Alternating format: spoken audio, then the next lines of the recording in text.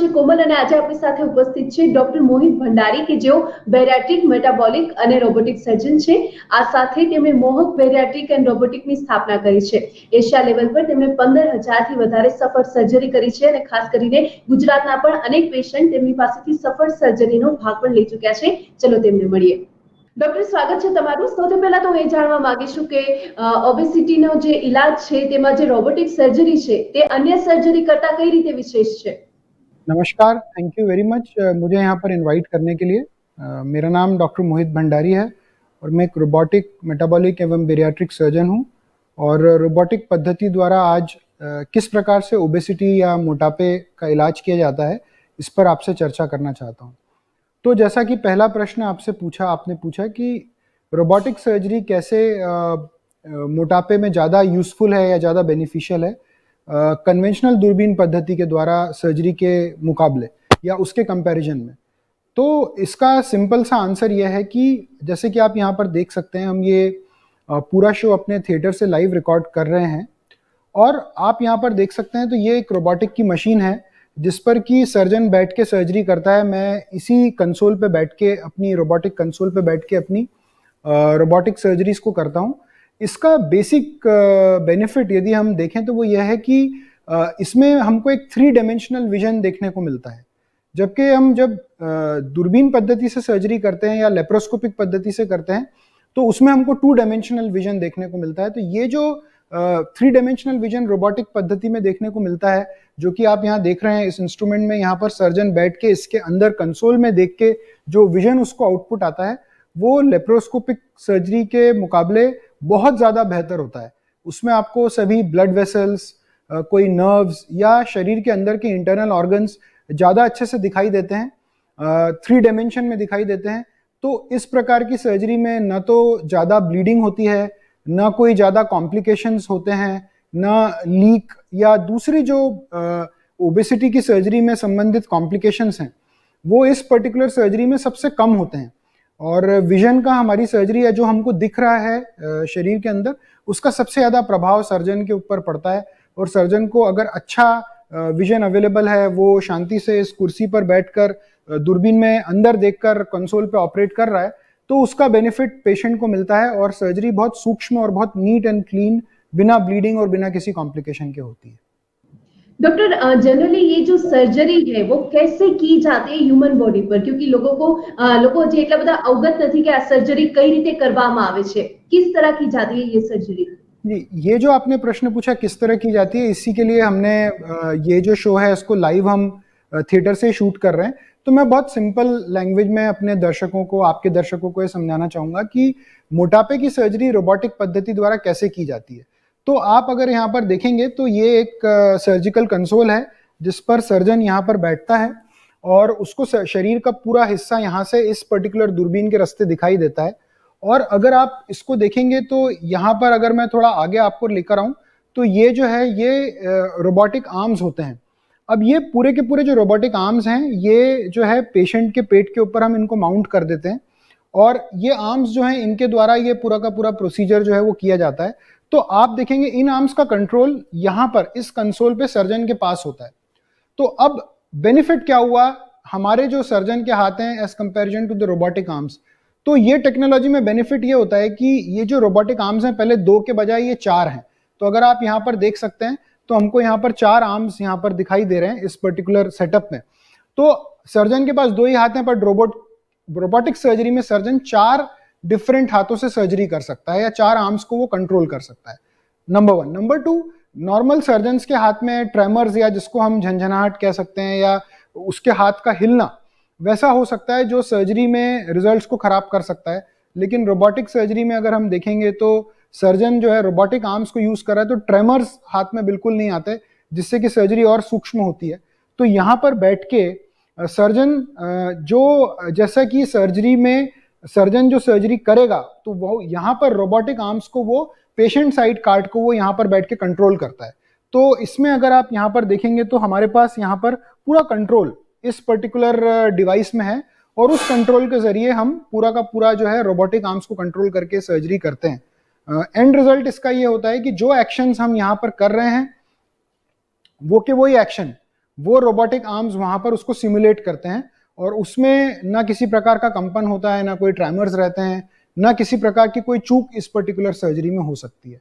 और स्पेसिफिकली जो मोटापे या जाड़ेपन से ग्रसित जो मरीज रहते हैं उनमें इसका बेनिफिट इसलिए देखने को मिलता है क्योंकि जैसा कि मैंने पिछले प्रश्न के उत्तर में बताया कि एक तो विजन बहुत अच्छा देखने को मिलता है और दूसरा जितना ज्यादा फैट मरीज के शरीर में होगा उतना विजन जो रहता है वो खराब होते चले जाता है। लेकिन अगर हम रोबोटिक से कर रहे हैं और रोबोटिक सर्जरी के द्वारा इसको कर रहे हैं तो वो फैट से जो सर्जन का विजन खराब होता है नॉर्मल लेप्रोस्कोपी में वो चीज नहीं होती और बहुत सूक्ष्म, बहुत नीट एंड क्लीन सर्जरी हम इसके थ्रू कर सकते हैं।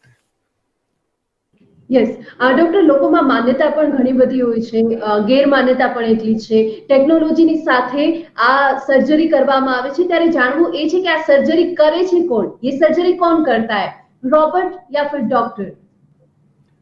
ये प्रश्न हमसे बहुत सारे लोग पूछते हैं और मुझे लगता है कि ये कंफ्यूजन भी है कि ऐसा तो नहीं कि ये सर्जरी रोबोट ही करता और डॉक्टर का इसमें कोई इन्वॉल्वमेंट नहीं रहता है, तो ऐसा बिल्कुल भी नहीं है। ये सर्जरी सर्जन ही करता है, इसमें सिर्फ इंस्ट्रूमेंटेशन जो है वो थोड़ा और एडवांस्ड हो गया है।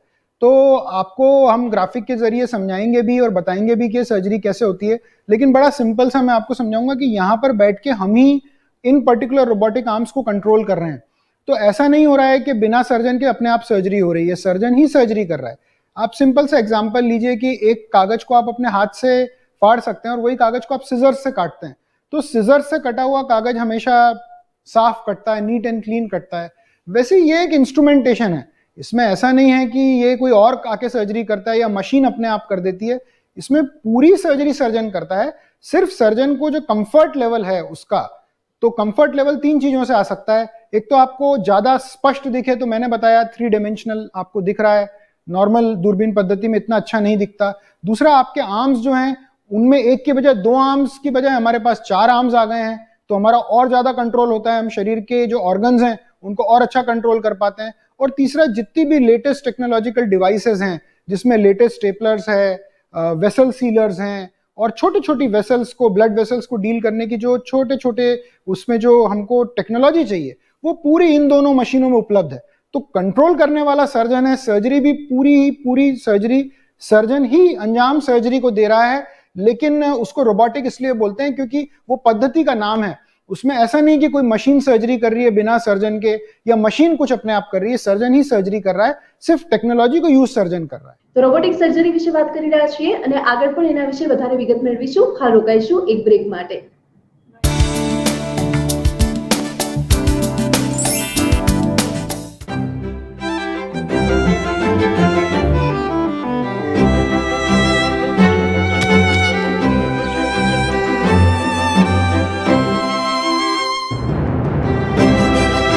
And that's how we create an inspiring experience as we move. Kia, movement that inspires. તમને ટફ અને સ્ટ્રોંગ કોણ બનાવે છે? ઈંડા. કરેક્ટ. સન્ડે હોય કે મંડે, રોજ ખાઓ ઈંડા. ઇંગ્લિશમાં ના પાડી દઈએ। ફુવાના માસાના ભાણેજના રિશ્તાને ના કહેવાનું ટુ મચ પ્રેશર। પ્રેશર હટાવો, ગુજરાતીશાદી.com પર આવો, આજે જ રજીસ્ટર કરો। આ છે જોજુ જ્યોર્જ। આમને one tip one hand catch પકડવું મુશ્કેલ લાગે છે, પણ આપ સ્ટોક્સ પર સ્ટોક્સમાં રોકાણ કરવાનું સહેલું। આપ સ્ટોક્સ સ્ટાર્ટ કરીને જુઓ। Investment in securities market are subject to market risks. Read all the related documents carefully before investing.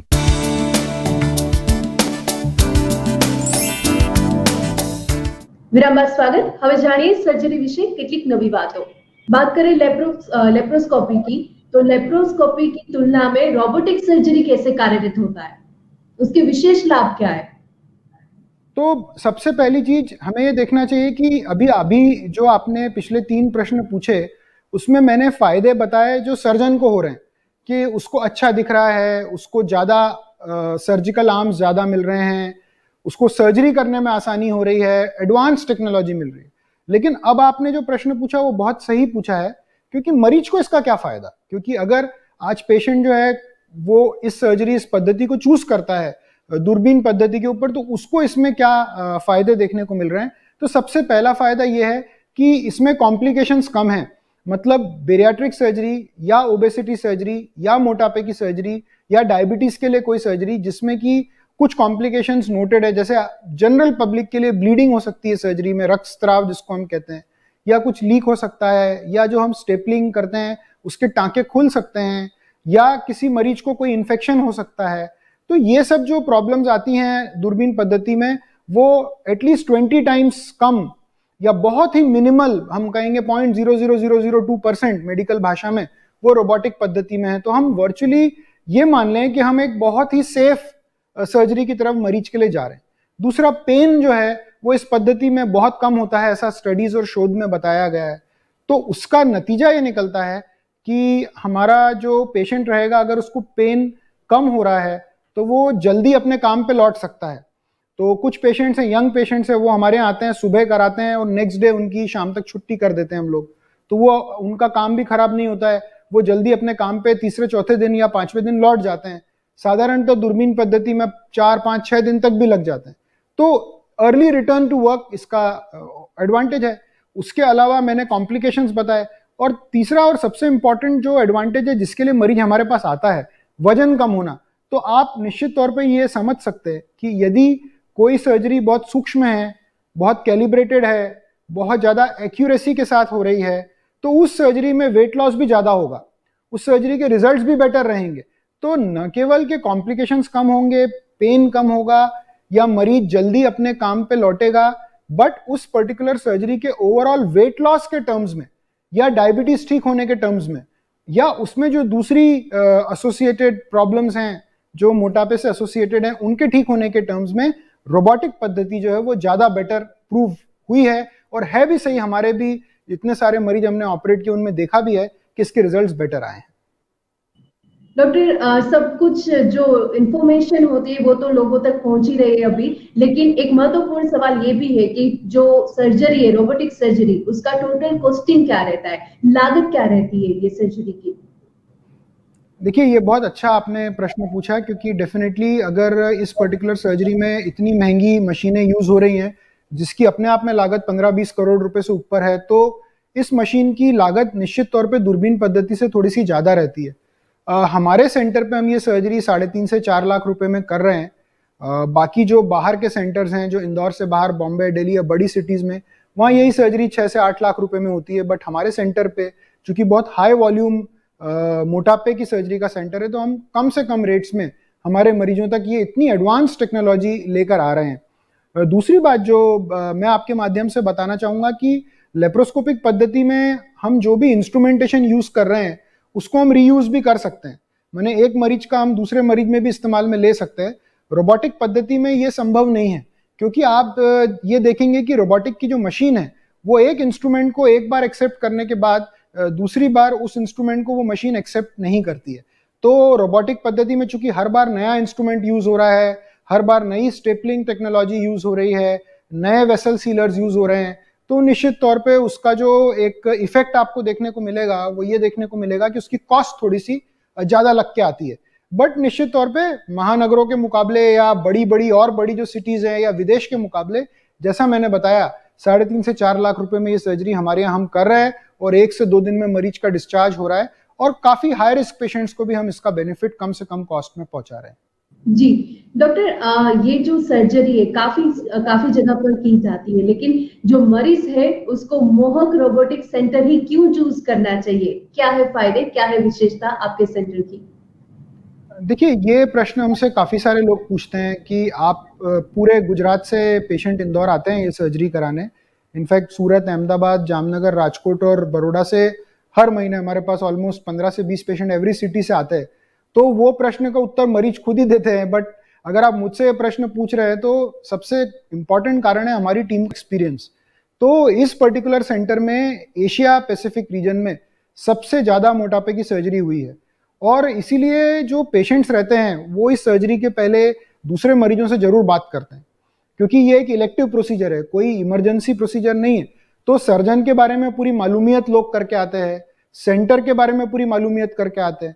तो गुजरात से यदि पेशेंट मध्य प्रदेश में इंदौर में आ रहा है तो वो ये मालूमियत करके आता है कि इस सेंटर में 20,000 के ऊपर ये सर्जरी हो चुकी है, और रोबोटिक सर्जरी की शुरुआत भी इसी सेंटर से हुई है मोटापे की इस पूरी बीमारी के अंदर। तो इसीलिए हम ये बोलेंगे कि टीम का experience is the number 1 reason कि आपको एक एक्सपीरियंस सर्जन से सर्जरी कराना। और एक व्यक्ति जिसके आप दिन में या महीने में जो 2 या 3 केस हो रहे हैं और यहाँ दिन के 15 केस हो रहे हैं, वो एक फर्क पड़ता है। दूसरा, this is a exclusive obesity surgery centre. सिर्फ मोटापे का इलाज इस सेंटर पे होता है, दूसरी चीजों का इलाज हमारी टीम नहीं करती है। वो एक्सक्लूसिविटी के कारण quality is always maintain. Third important reason है, जैसा मैंने आपको बताया, कि हम वाइड स्प्रेड इंश्योरेंस कवरेज देते हैं। तो आज आप देखेंगे कि ऐसी कोई इंश्योरेंस कंपनी नहीं है जिससे कि हमारे पेशेंट को ओबेसिटी सर्जरी का लाभ नहीं मिला हो। हम कोशिश करते हैं कि मरीज को पहले तो कॉस्ट ही कम लगे, और दूसरा, अगर उसको कॉस्ट इतनी महंगी टेक्नोलॉजी की उसको कॉस्ट पे करना पड़ रही तो वो इंश्योरेंस में मैक्सिमम लेवल पे कवर हो। आई थिंक ये 3 रीजंस हैं। अवेलेबिलिटी ऑफ द टीम की अवेलेबिलिटी, पूरे टाइम मरीज को रहना, 24 घंटे डाइटिशियन, दूसरे फिजियोथेरेपिस्ट की अवेलेबिलिटी होना और उनकी एक्सेसिबिलिटी होना, ये भी बहुत इंपॉर्टेंट है, जो मोहक हॉस्पिटल को आज पूरे इंडिया से पेशेंट्स यहाँ पर आ रहे हैं और उसमें नंबर 1 बनाया है। डॉक्टर, कुछ अरसे के बाद अगर जो वजन है वो वापस गेन हो गया, वेट गेन हो जाता है, तो फिर रोबोटिक सर्जरी उसमें कैसे मदद रूप होती है? तो अभी हम देख रहे हैं कि गुजरात से ही नहीं, बट महाराष्ट्र से, पंजाब से, पूरे इंडिया से ऐसे पेशेंट्स हमको कॉल कर रहे हैं कि उनका वजन फिर से बढ़ गया है। तो ये हमारे ऑपरेट करे हुए पेशेंट्स के अलावा बाहर भी जो गुजरात में सर्जरीज हुई है, उन पेशेंट्स को वेट रीगेन हो रहा है। और वेट रीगेन होने के मल्टीपल कारण रहते हैं कि अभी कोविड में लोग बहुत ज़्यादा घर से नहीं निकल पा रहे हैं, तो ज़्यादा वॉक नहीं हो सकता है। डाइट के ऑप्शंस भी आपके पास काफ़ी रेस्ट्रिक्टेड है। मैं देख रहा हूँ कि चूंकि लॉकडाउन लगा हुआ है तो डाइट के इतने ऑप्शंस नहीं है, जो अवेलेबल है आपको वो खाना पड़ रहा है। और स्पेसिफिकली जो हेल्दी हाई प्रोटीन डाइट होती है, उसके ऑप्शंस मैंने हमेशा देखा है कि कम रहते हैं लॉकडाउन में। और प्लस पेशेंट्स की हैबिट्स भी रहती हैं, फूड हैबिट्स रहती हैं, समटाइम्स टेक्निकल फेलियर्स होते हैं सर्जरी के पार्ट पे। तो जो मरीज का वजन बड़ा है, उनको अगर रिवीजन प्रोसीजर की जरूरत है, तो आपको ये समझना रहेगा कि हमको उसी पर्टिकुलर एब्डोमेन में जहां पहले ये सर्जरी हो चुकी है, वहां पर हमें फिर से दूरबीन लेके अंदर घुसना है। तो वहां पर भाई लिवर और पेट के बीच में कुछ चिपकाहट रहती है, या आंतों के बीच में चिपकाहट रहती है, या पुराना कोई सर्जिकल स्कार रहता है, तो उसमें ये रोबोटिक पद्धति जो है, इसका इतना अच्छा बेनिफिट इसलिए है क्योंकि मैंने शुरुआत में जैसा आपको बताया कि हमको एक 3 डायमेंशनल विजन मिल रहा है। अब 3 डायमेंशनल विजन में ये जो सर्जरी है, ये इतनी सुंदर दिखती है, तो दिखने में आपको सर्जिकल प्रॉब्लम्स नहीं आएगी, या सर्जन को अंदर शरीर के अंदर के भागों को देखने में, ऑर्गन्स को देखने में 3 डायमेंशनली जब वो असेस कर रहा है, उसको कोई इशू नहीं आता है। इसका बहुत बड़ा बेनिफिट ये होता है कि जब वो ऑर्गन्स में कुछ डिसेक्शन करने की कोशिश कर रहा है या कुछ टांके लेने की कोशिश कर रहा है, तो उसको ऐसा लगता है जैसे वो एकदम नए एब्डोमेन पे ऑपरेट कर रहा है, कोई मल्टीपल टाइम्स जो एब्डोमेन में सर्जरी हुई उन पे ऑपरेट नहीं कर रहा। और हमारे सेंटर पे तो अगर किसी मरीज को हर्निया भी है, या पित्त की थैली में स्टोन है, या दूसरी प्रॉब्लम्स हैं, तो हम उसको साथ में कर देते हैं, क्योंकि हमारे पास इतना अच्छा रोबोटिक इंस्ट्रूमेंटेशन जो है वो यहाँ पर उपलब्ध है। तो मेरा ये मानना है कि जिन मरीजों का वजन बड़ा है, उनको इस पद्धति पे जरूर जाना चाहिए। अमेरिका से भी कुछ बड़े सेंटर जैसे हार्वर्ड क्लिनिक, मेयो क्लिनिक, इनका डेटा अभी जो हमारे पास आया है वो यही कहता है कि रिवीजन प्रोसीजर्स जो हैं, या वेट रीगेन या वजन बढ़ने वाले, या जिनको पहले बेरियाट्रिक सर्जरी या ओबेसिटी सर्जरी कराई है और अब वजन बढ़ रहा है, उन लोगों के लिए रोबोटिक पद्धति जो है वो बहुत यूजफुल है, और उसके रिजल्ट्स भी बहुत बेटर हैं, उसके कॉम्प्लिकेशंस भी कम हैं। तो इसीलिए मेरा ऐसा मानना है कि अगर आपका वजन बढ़ा है और आपके वजन में आपको वापस से आपको वेट लॉस करना है, वापस से अपनी लाइफ को नियमित रूप से लाना है, तो रोबोटिक पद्धति सेफ के अलावा इफेक्टिव भी ज्यादा है। डॉक्टर मोहित સાથે સર્જરી વિશે આગળ પણ ચર્ચા કરીશું, બસ એક બ્રેક બાદ।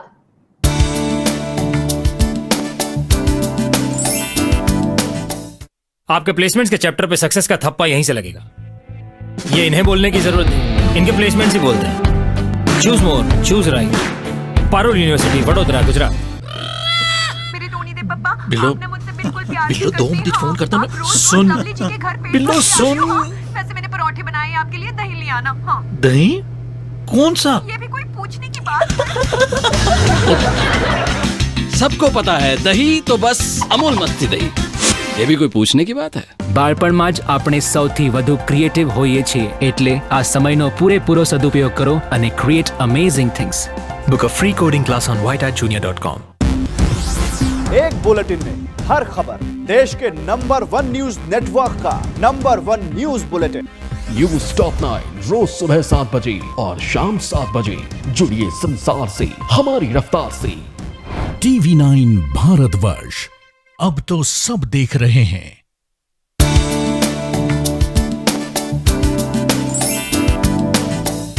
વિરામ બાદ સ્વાગત. તો હવે જાણીએ કે સર્જરી વિશે કેટલીક નવી વાતો અને જેનાથી આપને પણ અવગત કરાવીએ.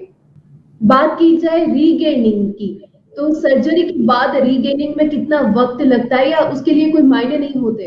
देखिए, सर्जरी के बाद नॉर्मली हम जो मरीज अभी देख रहे हैं, जो पूरे भारत से और गुजरात से भी हमारे पास आते हैं, वो 1, 2 या 3 साल बाद आते हैं और वो बोलते हैं हमारा 10, 12, 15 किलो वजन बढ़ा है। अब हम 5, 7 या 10 किलो के लिए तो उनको diet modification, lifestyle modification, proper assessment या ऐसी कोई भूल जो उनसे हो रही हो लाइफस्टाइल को फॉलो करने में, हम यूजुअली उनको वो समझा के हम उनको वापस भेजते हैं। लेकिन यदि उन मरीजों का वजन 10 किलो से ज़्यादा बढ़ गया है तो फिर हम उनको एंडोस्कोपिक पद्धति या रोबोटिक पद्धति पर लेकर आते हैं। और आप विश्वास नहीं मानेंगे कि जब भी हमारे सेंटर का ऑपरेटेड मरीज नहीं, अगर बाहर वो दूसरे सेंटर पे भी कहीं ऑपरेट हुआ है और वो हमारे पास वेट रीगेन या कुछ कॉम्प्लिकेशन लेके आ रहा है, तो हम पूरा उस पर ध्यान देकर उसको उसकी जीवन में जो उसको पहले वेट लॉस मिला था व्यवस्थित करके उसको वापस भेज देते हैं। जैसे कि हम सब पैंडेमिक के टाइम से गुजर रहे हैं, अगर ये पैंडेमिक का वक्त चल रहा है, उसमें रोबोटिक सर्जरी किस तरह से फायदेमंद रहेगी? देखिए, ये एक काफ़ी इम्पोर्टेंट क्वेश्चन आपने पूछा। मैं अभी कोविड पेंडेमिक में ज़्यादातर रोबोटिक सर्जरी ही कर रहा हूँ। उसके 2 विशेष फायदे हैं। सबसे पहला तो ये, जैसा आप देख रहे हैं कि हमारा डिस्टेंस रहता है सर्जन से, तो ये मेरा कंसोल यहाँ पर है और हमारी जो ऑपरेटिंग टेबल रहती है उसमें और हमारे बीच में 5 से 7 फीट का फासला रहता है। तो उससे क्या होता है कि ना कोई जो टीम है, सर्जिकल टीम है, हालांकि सर्जिकल टीम का पूरा कोविड टेस्टिंग होता है, पेशेंट का भी होता है, बट एक डिस्टेंस मेंटेन होता है दोनों के बीच में। दूसरा इंपॉर्टेंट, इंस्ट्रूमेंटेशन का रीयूज नहीं होता है, तो कोई इन्फेक्शन की, अभी आप देख रहे हैं नए नए तरह के इन्फेक्शन आ रहे हैं, तो रोबोटिक होने के कारण कोई इन्फेक्शन की पॉसिबिलिटी खत्म हो जाती है। और तीसरा सबसे इंपॉर्टेंट कि जैसा मैंने बताया कि सर्जरी में पेन बहुत कम हो रहा है। अब यदि पेन आपको कम हो रहा है और आप जल्दी अपने काम पे लौट सकते हैं, तो इस समय ऐसा समय है जब कोई भी व्यक्ति अस्पताल में 2 या 3 दिन से ज़्यादा ऊपर नहीं रुकना चाह रहा है। अब यदि आप इस पद्धति से ये सर्जरी करा रहे हैं, तो आप, जैसा मैंने बताया, अर्ली रिटर्न टू वर्क, आप जल्दी अपने काम पे लौट सकते हैं, क्योंकि सर्जरी इतनी ज़्यादा प्रिसाइज, इतनी ज़्यादा एक्यूरेट है। तो यही इसका बेनिफिट है कि आप जल्दी अगर काम पर लौट रहे हैं, तो आप ज़्यादा उस हॉस्पिटल एटमॉस्फेयर में एक्सपोज नहीं हो रहे हैं किसी दूसरे इन्फेक्शन के लिए। तो मुझे तो ऐसा लगता है कि इस कोविड काल में सोशल डिस्टेंसिंग मेंटेन करते हुए early return to work, early return to home and remaining for a very less period of time inside the hospital, ये रोबोटिक सर्जरी द्वारा बहुत अच्छे से संभव भी हो रहा है। और हमारे यहाँ रेगुलरली ये ऑपरेशंस अभी किए जा रहे हैं और पूरे इंडिया से मरीज इवन पेंडेमिक में हमारे यहाँ आ रहे हैं ये सर्जरीज कराने के लिए। डॉक्टर, ये पेंडेमिक का टाइम है और काफी सारे लोग उसके शिकार भी हो चुके हैं, इसलिए जानना चाहेंगे कि अगर कोई जो शख्स है वो इन्फेक्टेड हो चुका है कोविड या और कोई इन्फेक्शन से, तो अगर ये वो इंसान ये रोबोटिक सर्जरी करवाना चाहता है, तो फिर उसको कितने टाइम के बाद ये सर्जरी करवानी चाहिए? साधारणतः अगर किसी को भी इन्फेक्शन हुआ है तो हम 4 वीक का टाइम उसको बोलते हैं कि उसको 4 वीक वेट करना चाहिए। 4 to 6 वीक्स के बाद वो ये सर्जरी आराम से करा सकता है। सर्जरी, कोविड इन्फेक्शन कोई बहुत बड़ी चीज़ नहीं है। अभी मुझे लगता है इंडिया में ऑलमोस्ट काफ़ी सारी पॉपुलेशन इससे इन्फेक्ट हो चुकी है। इसमें इम्पॉर्टेंट ये है कि आप जब भी अपना सर्जरी कराने आए, कोविड इन्फेक्शन में 4 वीक का फासला आपको होना चाहिए और आपके पास एक RT-PCR की नेगेटिव रिपोर्ट होना चाहिए। ऐसे भी हमारे सेंटर पे हम जब भी मरीज को टेबल पे लेते हैं, तो न केवल कि मरीज का, बल्कि हम पूरी टीम का RT-PCR नेगेटिव करा के ही थिएटर में, कॉम्प्लेक्स में एंट्री उनको मिलती है। तो इसमें कोई परेशानी नहीं है। अगर आपको कभी भी पहले कोविड इन्फेक्शन हुआ हो या इवन रिसेंट इन्फेक्शन हुआ हो, आप उसमें 3 से 4 वीक का एक गैप दीजिए। एक अपने बॉडी का ध्यान रखिए, 4 वीक में आपका फीवर सेटल होता है, RT-PCR रिपोर्ट आपकी नेगेटिव आती है, तो आप यहाँ आ सकते हैं। और जैसा कि मैंने आपको बताया कि ऐसे भी हम यहाँ पर पूरी जांच करते हैं, न केवल मरीज की बल्कि डॉक्टरों की भी जो ऑपरेशन में इन्वॉल्व है।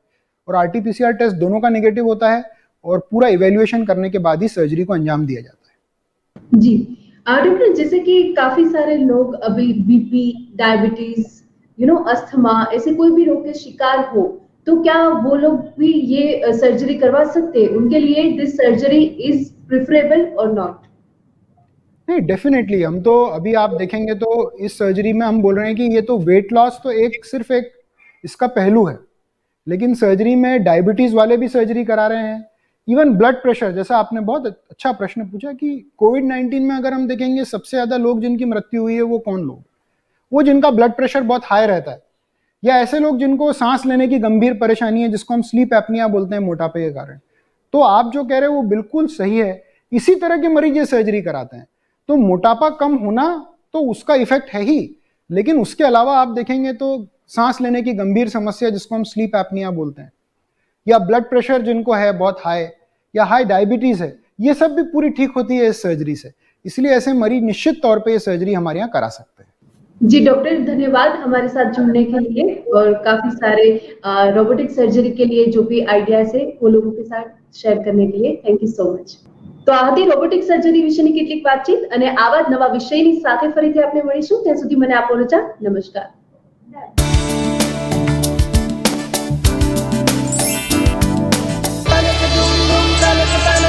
કરો સ્વયં શિવ અને પાર્વતીની વિવાહ ભૂમિના દર્શન.